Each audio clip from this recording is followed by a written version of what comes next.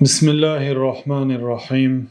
الحمد لله والصلاة والسلام على رسول الله وعلى آله وأصحابه ومن والاه. أما بعد، شيخ الإسلام قدس الله روحه وطيب ثراه در عقیده واسطیه میگویند که و من الایمان به و بکتبه الایمان بأن القرآن کلام الله منزل غیر مخلوق.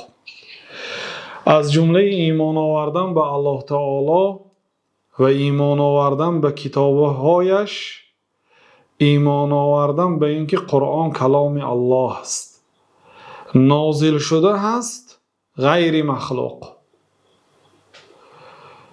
از جمله ایمان آوردن به الله برای چی؟ برای آنکه وقتی که به الله تعالی ایمان آوردیم به صفتهای الله تعالی هم ایمان میبیاریم، به سخنهای الله تعالی ایمان میاریم که الله تعالی درباره خود برای ما معلومات داده است.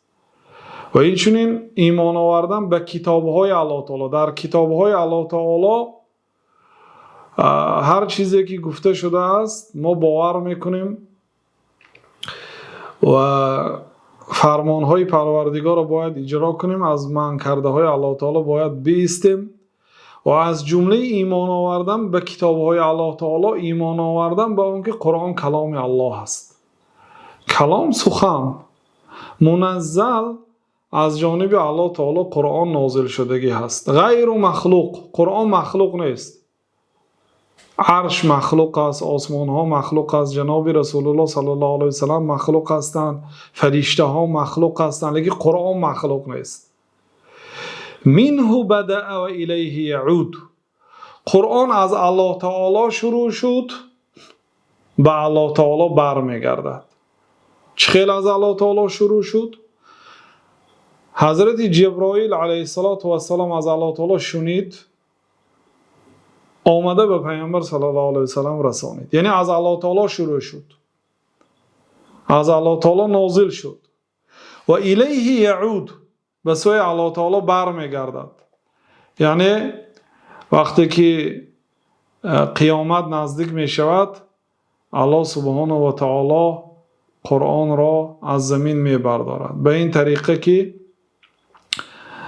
در دل مردم یگان سوره، یگان آیتی از قرآن کریم دیگر محفوظ نمی ماند و در کتابهای قرآن نوشتجات قرآن برداشته می شود. وقتی که می کشند صحیفه قرآن ورقی خالی می ماند، نوشتجاتش برداشته می شود، یعنی سخن الله تعالی برداشته می شود.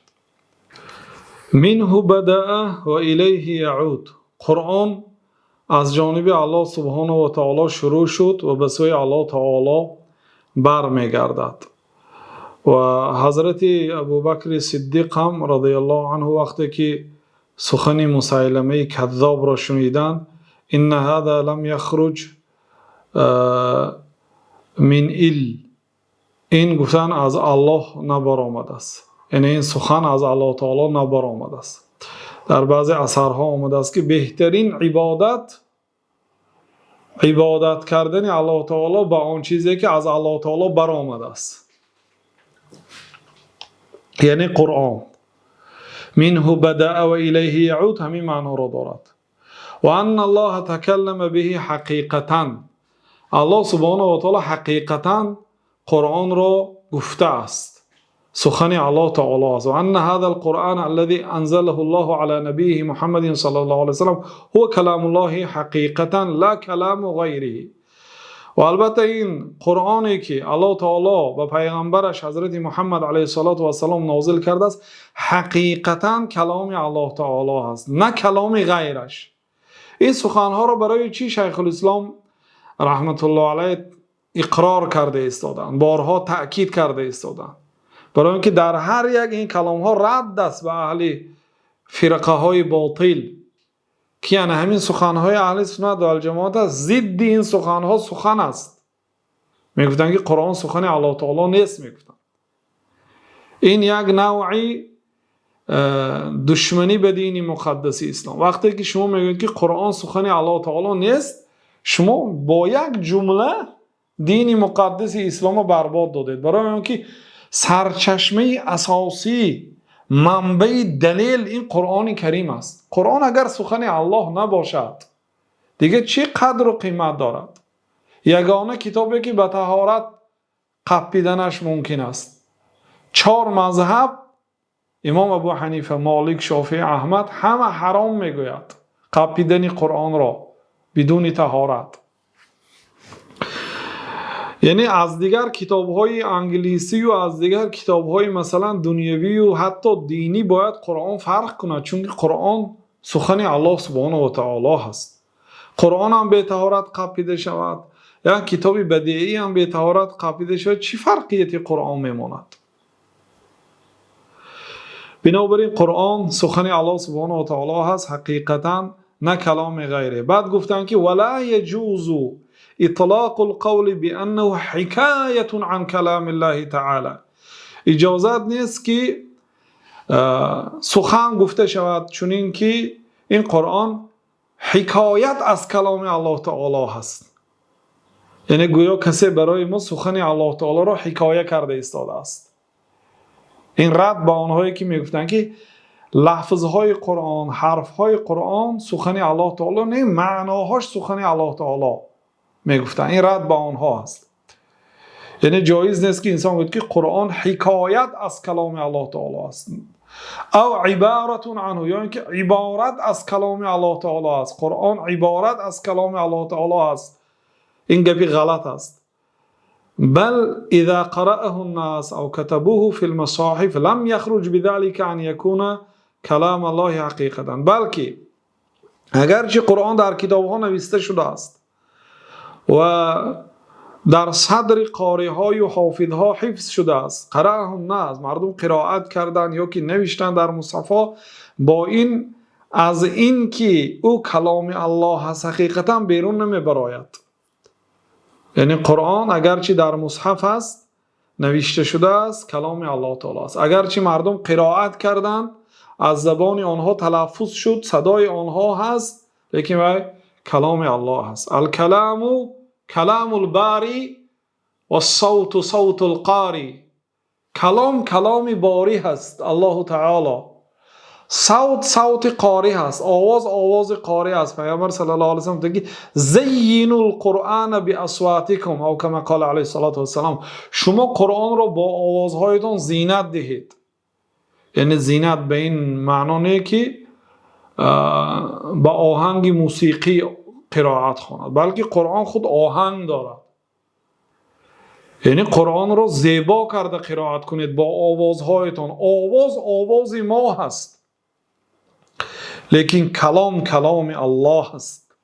فإن الكلام انما يضاف حقيقة الى من قاله مبتدئا لا الى من قاله مبلغا مؤديا. البته کلام نسبت داده میشد به اون شخصی که ابتداءً کلام را گفته است، نه به اون شخصی که همچون ادا یا همچون تبلیغگر او سخن رسانیده است. ما امروز به شما مثلا سخن پیامبر صلی الله علیه و سلم رو میرسانیم. میگیم که پیامبر صلی الله علیه و سلم گفتن که انما الاعمال بالنیات و انما لكل امرئ ما نوى. پیامبر صلی الله علیه و سلم چنین گفتند. بین ما و بین پیامبر صلی الله علیه و سلم 23 نفر هست. یعنی ما از استاد ما شنیدیم، استاد ما از استادش، همین گونه تا صحابه و از صحابه به پیامبر صلی الله علیه و سلم 23 نفر است. با وجود آن که 23 نفر هست، ما این سخن را همچون مبلغ، خیلی که پیامبر صلی الله علیه و سلم بلغوا عنی ولو آیه، از من یک آیت باشدم، یک حدیث، یک جمله باشدم به مردم رسانید گفتم. ما وقتی که میرسانیم این معنای اینه ندارد که این سخن ما هست. سخن نسبت داده میشد به آن شخصی که اولین شده همون سخن گفت است، نه به آن شخصی که به سخن به مردم رسانیده است یا ادا کرده است. خیلی که پیامبر صلی الله علیه و سلم میگه که نضر الله امرا سمع مقالتی فحفظها فوعاها فاداها کما سمعها. الله تعالی روش پر نور و منور کند آن شخصی که سخنی مرا شنیده است، حفظ کرده است، در یک ظرف نگاه داشته است، یعنی در قلبش یا مثلا در کتابش حفظ کرده است، بعد فادعها کما سمعها، پس به مردم ادا کرده است چه خیلی که شنیده است. کم نکرده، زیاد نکرده، چه خیلی که شنید همون خیلی ادا کرده است. وقتی که ما سخن را ادا میکنیم، این معنی آن نداره که سخن ما هست، از زبان ما برآمد، با آواز ما تلفظ شد، معنی این ندارد که این سخن ما است، بلکه این سخن اولین شخصی که این سخن را گفته است. بنابراین شیخ الاسلام بسیار جمله زیبا گفتند که فإن الكلام انما يضاف حقیقتا الى من قاله مبتدئا لا الى من قاله مبلغا مؤدیا، چون که کلام اصلا به آن کسی نسبت داده می شود که آن سخن گفت است اول شده، نه به آن شخصی که اون سخن رسانیده است و ادا کرده است.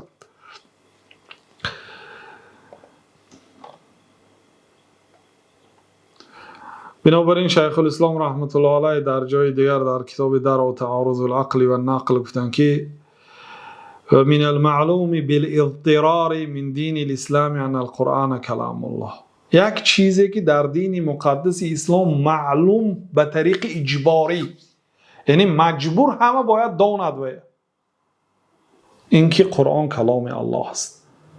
انا موی سفیدای و کمپیرهای ما هم اگرچه مثلا 70 سال در زمان شوروی زندگی کردن، کلام الله میگفتن. کلام الله یعنی سخن الله.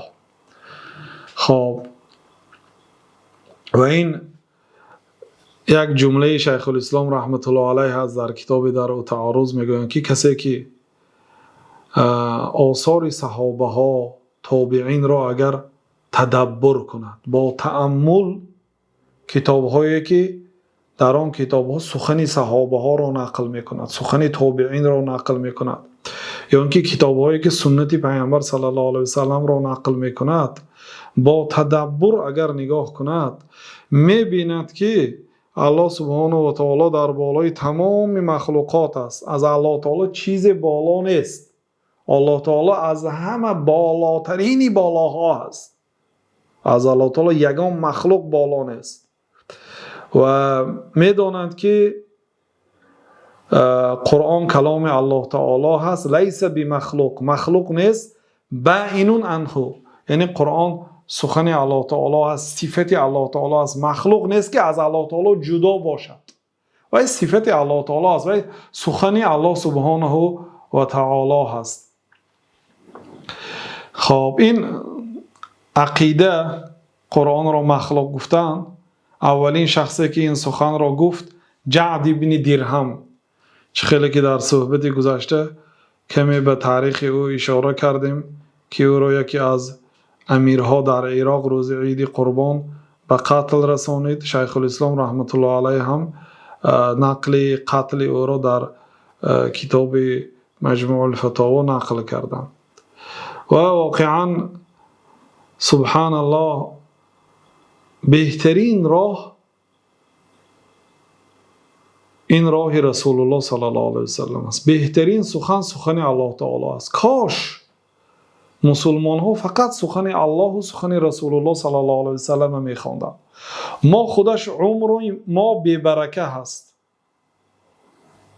امروز تأمل کردم به سخنهای اهل باطل، سخنهای مثلا جهمیه ها، معتزلی ها نسبت قرآن 6 قول است، سخنهای کلابیه، سخنهای اشعری ها، سخنهای از این پیش جعد ابن درهم، سخنهای اهل کلام،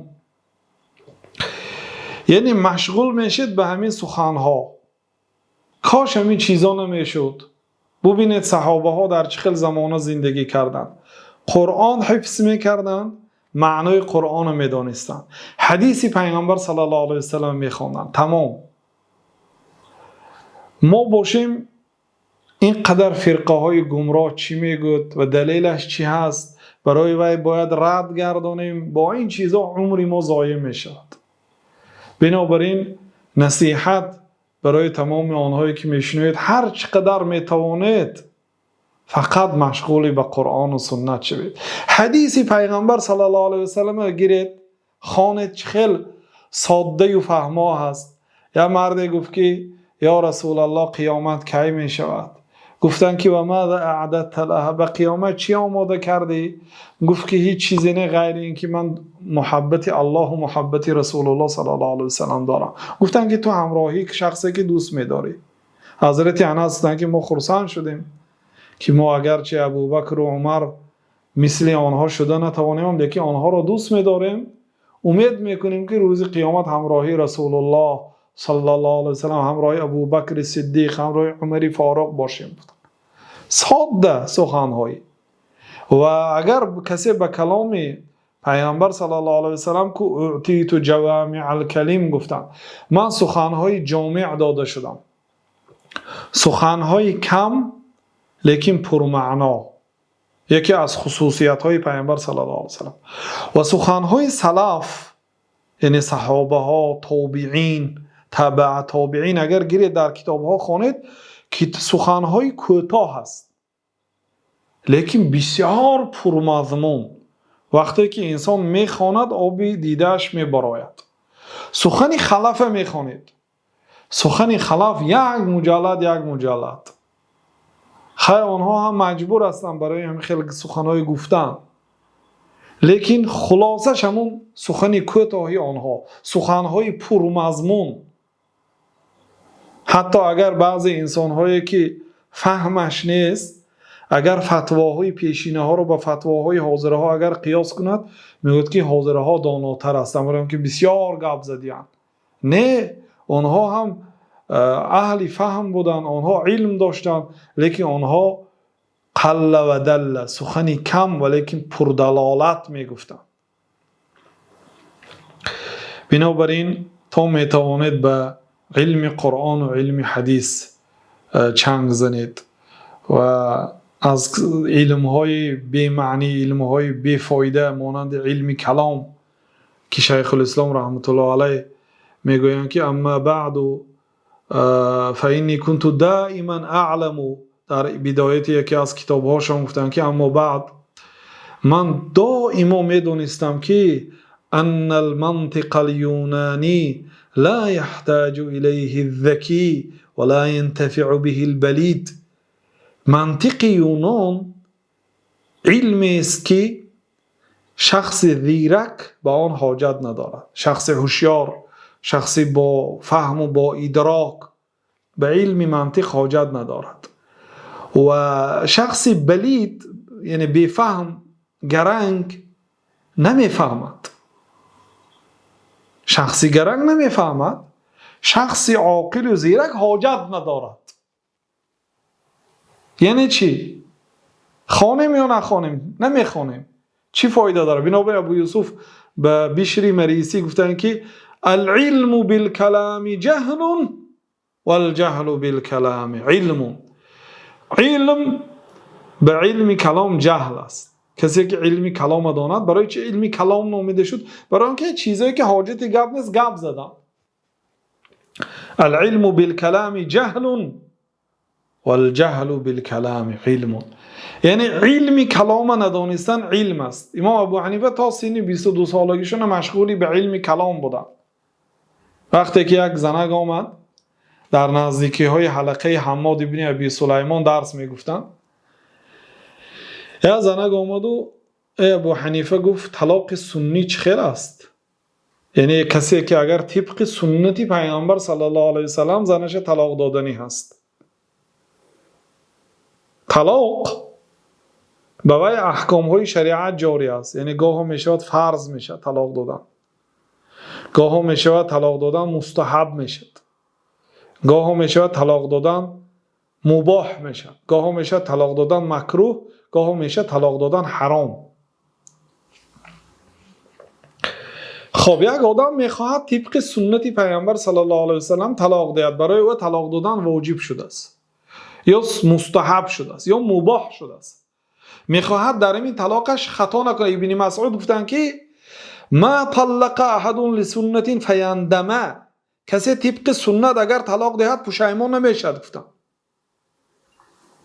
کسی طبق سنت جناب رسول الله صلی الله علیه و سلم اگر زنش رو طلاق دهد پشیمان نمیشد.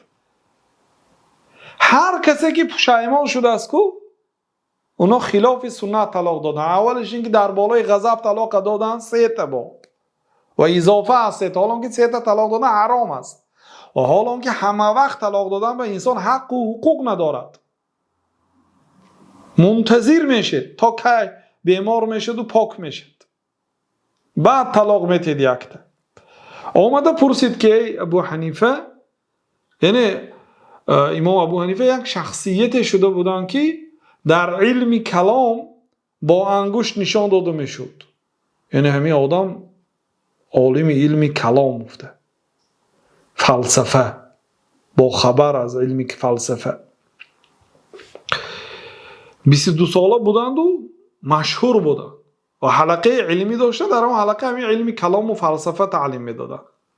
و این زنک آمده وقتی که سوال داد، گفت که ابو حنیفه چه خیلی از سنت، طبق سنت پیامبر صلی الله علیه و سلم انسان باید چه خیلی طلاق دهد؟ گفتن نمیدونم. رو حماد ابن ابی سلیمان بپرس، بعد آمده منم آگاه کن چی جواب داد. وقتی که زنک رفته میپرسد حماد ابن ابی سلیمان، حماد ابن ابی سلیمان جواب میدهد. بعد آمده ابو حنیفه را آگاه میکند. از همان روز اعتبارا ابو حنیفه اهل علم کلام ترک میکنند. بعد رفته به نزد ابو حماد ابن ابی سلیمان میشینند تا وفاتش لازم میگیرند، شاگرد میشن. علم از همین آدم آموخته، علم کلام ترک کرد. علم کلام بیفایده است. خب بعد شیخ الاسلام رحمت الله علیه گفتن که وقد دخل ایضا فيما ذكرناه من الايمان به وبكتبه ورسله الايمان بان المؤمنين يرونه يوم القيامه عيانا بابصارهم. و در حقیقت از جمله آن ایمانی که ما در بالا ذکر کردیم، از جمله ایمان آوردن به الله تعالی و از جمله ایمان آوردن به کتابهایش و به پیغمبرانش، ایمان آوردن به آن که مؤمن‌ها روز قیامت الله تعالی را با چشم سرهایشان می‌بینند، عیانا یعنی برعلا می‌بینند. کما یرون الشمس صحوا، چه خیلی که آفتاب در روز بی ابر صاف می‌بینند، در آسمانی صاف چه خیلی آفتاب می‌بینند، همین خیلی الله تعالی رو می‌بینند. لیس دونهم سحاب، بین آدم‌های و بین آفتاب ابر نیست، چه خیلی می‌بینند، همین خیلی آزاد می‌بینند. همین گونه مؤمن‌ها روز قیامت الله تعالی رو می‌بینند و ایمان آوردن به همین دیدن مؤمن‌ها به پروردگارشان از جمله ایمان آوردن به الله و به پیغمبرهایش و به کتابهایش است. کسی به پیغمبرهای الله تعالی ایمان می آورد باید به اینم ایمان بیارد، برای اینکه پیغمبرها خبر دادن. کسی به کتابهایش اگر ایمان بیارد به این ایمان بیارد که مؤمنها روز قیامت الله تعالی رو میبینن، برای اینکه الله تعالی گفت که وجوه یومئذ ناظره، وجوه یومئذ ناظره الی ربها ناظره، رویها امروز درخشان است، پرنور و منور است، به سوی پروردگارش نظر کننده است. اما کافرها باشن از دیدن الله تعالی محروم هستند. کافرها نمیبینند، مؤمنها میبینند و این در قرآن ثابت است. کسی اگر به قرآن ایمان آورد و به کتابهای پیشین اگر ایمان داشته باشد باید ایمان بیارد که مؤمنها الله تعالی را میبینند. همین گونه کسی به الله تعالی ایمان بیارد، ایمان آوردن به الله تعالی در ضمنش این است که الله تعالی ذاتی که دیده می شود. فقط در دنیا کسی نمی بیند الله تعالی را. بعد گفتن که و کما یرون القمر لیلة البدر لا یضامون فی رؤیته، و چه خیلی که ماهتاب را شب بدر، یعنی شبی که 14 شبه می شود، می بینند و در دیدن ماهتاب مردم روی زمین زحمه نمی کنند، هم به بالای همدیگر ضم نمی شوند. به یگان مشکلی از جای خود همه می بیند ماهتاب را شبی 14 شبگیش. همین گونه الله تعالی را می بینند. یرونه سبحانه و هم فی عرصات القیامه، الله تعالی را مردم مؤمن ها می بینند و حالان که آنها در عرصات روز قیامت هستند.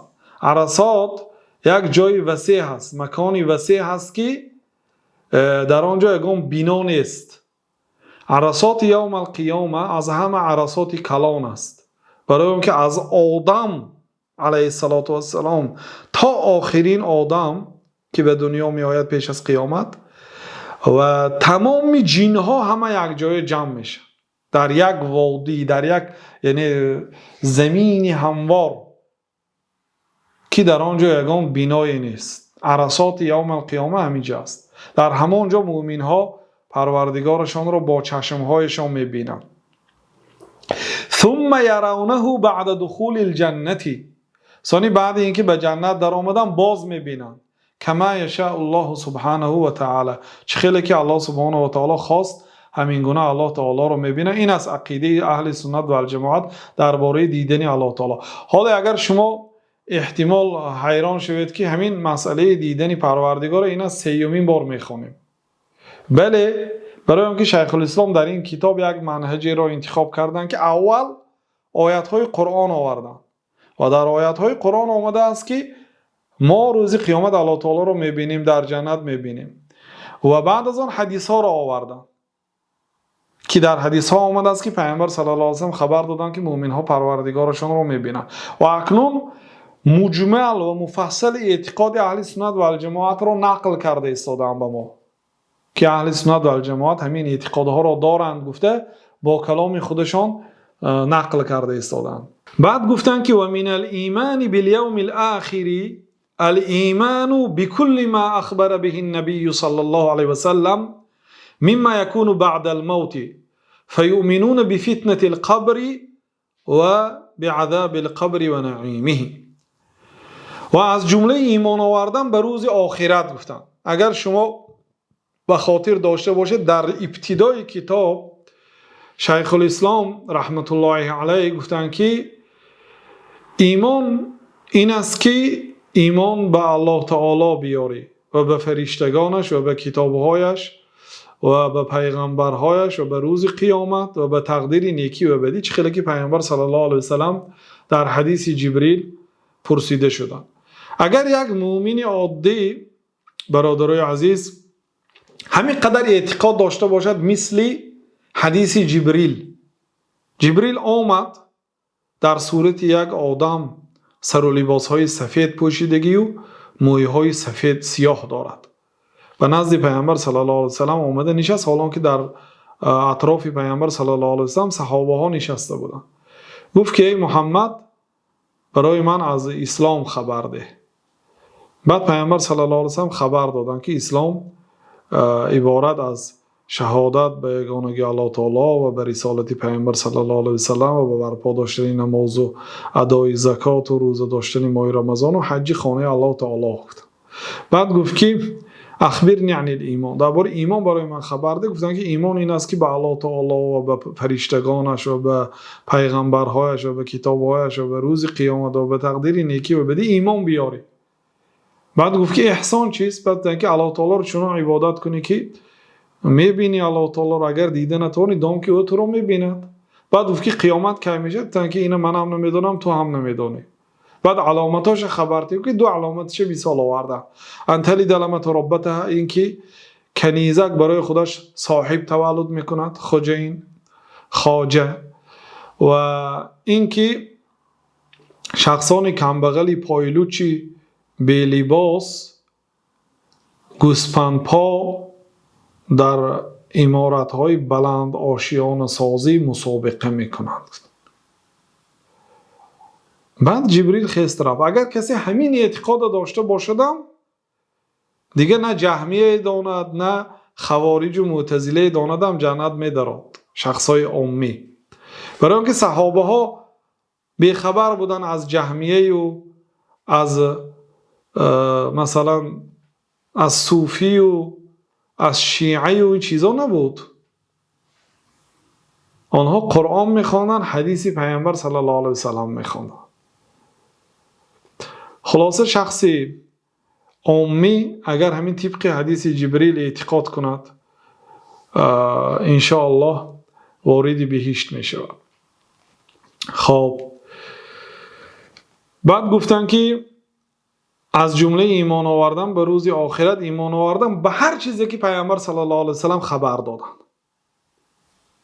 از جمله مما یکون بعد الموت، آن حادثه هایی که بعد وفات انسان می شود.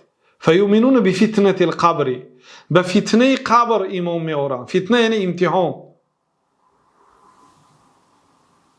طلا رو به آتش در آوردم یعنی فتنه کردم میگد. فتنه کردم یعنی تا اینکه طلای تازه از طلای مغشوش جدا شود.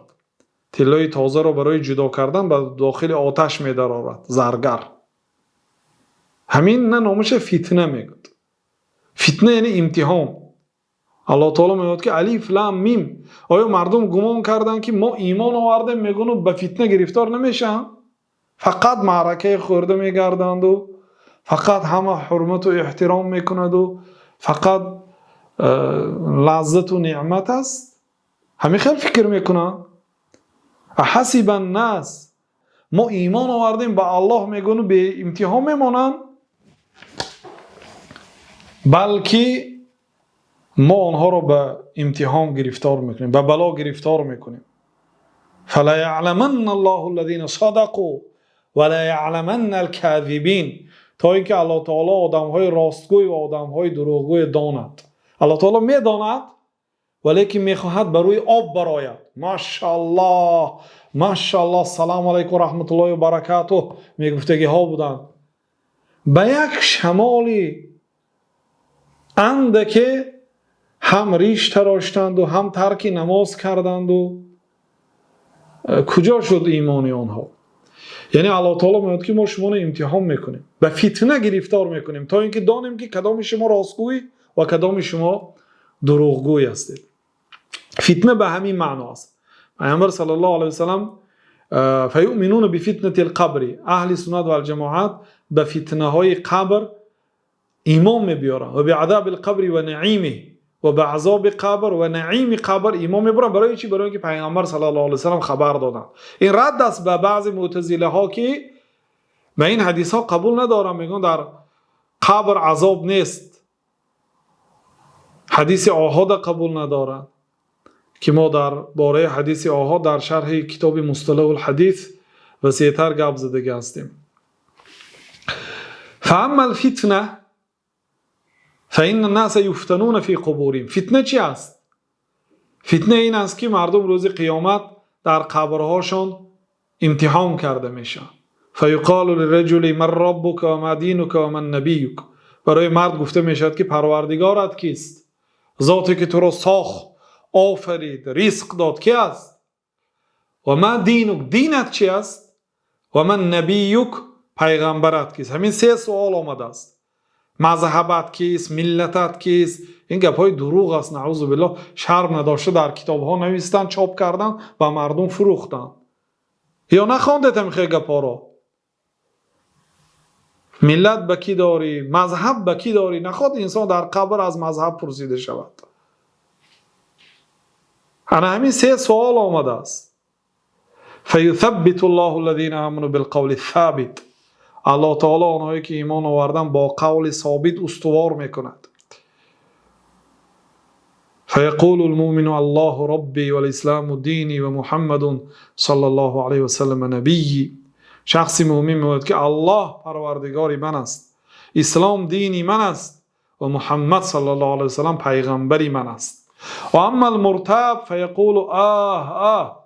اما شخص شبهه کننده، شک کننده، منافق در بعض روایت ها اومده است که میگوید که آه یعنی که ها میگوید، یعنی نامش در نوگ زبانم هست. مردم میگفتن من میدانستم، میگوید و نمیتواند گفته. بعد میگوید که لا ادری سمعت الناس یقولون شیئا فقلته. نمیدانم حالا مردم رو شنیدم چیزی میگفتم، من همون چیزی میگفتم در دنیا، میدونستم در دنیا که مثال همین سوال اگر دهن محمد پیغمبر ما، دین ما اسلام، پروردگار ما الله، همین چیزا رو میدونستم. یعنی که این دلالت میده که همه به این سوالا اگر داند در این دنیا هم جواب گفته نمیتوند، چون که الله تعالی همون شخصیت ها رو استوار میکند که آنها در حقیقت ایمان داشتند به الله تعالی. خب بعد فیضرب بمرزبة من حدید، بسرش با یک گرز زده می شود، گرز آهنین. فیصیح صیحة یسمعها کل شیء الا الانسان، یا آواز می برارد که غیر انسان دیگه همه چیز می شنود. ولو سمعها الانسان لصعق، اگر انسان شنود بیهوش میشه، از هوش می رود. و اگر انسان شنود حکمت از آفرینش از بین برداشته میشه. همه سحر میبینید که در مسجد است، همه دیگر ترسید است از الله تعالی. اگر هر یک مرده همیخیل داد برارد، همه شنود، اینا هیچ کسی نمیشنود. دیگر مخلوقات میشنود اما انسان ها نمیشنود. ثم بعد هذه الفتنه اما نعیم و اما عذاب، سپس بعد این امتحان یا نعیم هست نعمت یا عذاب. الى یوم القیامت الکبری، تا قیامت کبرای، تا قیامت کلانیه. این چی معنا دارد؟ یعنی همش قیامت خردی بود. قیامت خردی من مات فقط قامت قیامته، کسی مرد قیامت او قایم شد. این قیامت خرد است. آن آدم هایی که تا قیامت کبرا وفات میکنن و نه تا امروز آدم هایی که وفات کرده، اینا همه قیامت خردی که دی وفات کردن. اما قیامت کبرا این روز قیامت میشد که انشاءالله در صحیفه های نوبتی در بارش معلومات میاد. یعنی تا قیامت کبرای مردم یا در قبر عذاب میکشن یا در راحت هست. آنی که به سوالها جوابی درست داد، قبرش تا جایی که چشم میبیند وسیع کرده میشد. یک وقتی در یک کشوری با از یک بلندی میفرمودیم، سبحان الله، همین خل وادی وسیع، شاید چندین ده ها کیلومترها دیده میشد. یک صحنه وسیع در بلندی همین خیل میفرمودیم. گفتم انا همین پیامبر صلی الله علیه و سلم گفتگی سخن انا همین معنا رو دارد. شخص مؤمن وقتی که به قبر دفن می شود، تا مد البصر، تا جایی که چشمش میبیند قبرش وسیع میشد. اگر همون جایی که از چشم ما میبیند 24 ساعت راه گردیم نمیتونیم رفته. همین خیل وسیع، یک طرفش 4 طرف دارد مثلا، یا حتی دایره شکل است، حتی آسمان آمده است مانند دیگ زمین گرفته است. همین خیل جای وسیع. قبر مومن همین خیل وسیع کشاده میشد. یا تیرزه از جنت کشاده میشد. از بوی فارم، نسیم فارم، بوی خوش و هوای خنک آمده میستد. از جنت کورپه ها برآورده انداخته میشود. اما شخصی که به سوالها جواب نداد، قبرش تنگ میشد، چنانه که استخوانهایش به همدیگر میدرآید. و تا روز قیامت در قبر در عذاب است. نسأل الله السلامة والعافیه. فتعاد الارواح الى الاجساد. وقتی که قیامت کبرا می شود، بعد روح ها به جسد ها برمیگردد. هر یک روح آمده به جسد خودش می درآید. حتی در بعضی اثرها آمده است که وقتی که مردم باران میبارد 40 روز، وقتی جان درایی هاشون میشد، از آسمان روح ها مانند گله زنبورها همین خیل با یک آواز زنبورانه میبیاد از آسمان، برای آنکه تمام آدم هایی که وفات کردگی است همه روحش یک باره میبیاد. همین روح ها خطا نکرده به جان صاحب خودش میدراید. یگان روح خطا نمیکنه. و تقوم القیامه، قیامت قایم میشد. التي اخبر الله بها فی کتابه، آن قیامتی که الله تعالی در کتابش خبر داده است، و علی لسان رسوله صلی الله علیه و سلم، و آن قیامتی که بر زبان پیامبر صلی الله علیه و سلم خبر داده است. و اجمع علیها المسلمون، تمام علما اجماع کردند که قیامت میشد. این مسئله اختلافی نیست. فیقوم الناس من قبورهم لرب العالمین، پس مردم از قبرهاشون به پروردگار عالم میخیزند. حفاتا عراتا غرلا، حفات پایلوچ، عرات عریان بی لباس، غرلا ختنه ناکرده. چه خیلی که الله تعالی شما را اولین مراتبه آفرید همان گونه. یعنی وقتی که انسان از مادر تولد شد نه ریش داشت، نه ختنه کرده بود، نه لباس داشت، نه پای افضال بود، انا همین خیل. حضرت عایشه گفتن که یا رسول الله بعد مردها به زنها نظر نمیکنن؟ بعد پیامبر صلی الله علیه و سلم گفتن که الامر اشد من ذلك، الامر اشد من ان ينظر بعضهم الى بعض. وضعیت در آن روز از این هم وزنینتر است که به یکدیگر نگاه کنند. حول و دهشت قیامت همین خیلی وزنین است که انسان به یگان انسان نگاه نمی کند، حتی نگاه هم کند نمی بیند از ترس روز قیامت. و تدنو منهم الشمس، آفتاب به آنها نزدیک می شود. و یلجمهم العرق، بعضی انسان ها عرقش مانند لجام می شود تا دهانش، بعضی انسان ها عرقش او را غرق می کنند، بعضی انسان ها تا گلویش، بعضی ها تا سینهش، بعضی ها تا نافش و قدر گناهش در عرق می غوطند. و 7 نفر آدم ها در آن روز در زیر سایه پروردگار هستند. و تنصب الموازین، ترازوها راست کرده می شود، ترازوها را گذاشته می شود. فتوزن فیها اعمال العباد، عمل های بنده ها برکشیده می شود.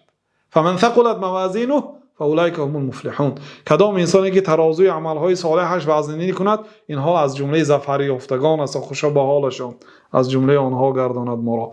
و من خفت موازینه فاولئک الذین خسروا انفسهم فی جهنم خالدون، کدام انسانی که ترازوی عملهای صالحشان سبک آید از گناههایشان، اینها شخصیتایی که ضرر دیدن، نفسهای خود را بای دادن، فی جهنم خالدون، در جهنم جاویدی می ایستند. در همین قدر کفایتی میکنیم. انشاءالله در درس آینده باقی مانده احکام روز قیامت را انشاءالله بیان میکنیم. والله اعلم و صلی الله و سلم علی نبینا محمد و علی آله و صحبه اجمعین.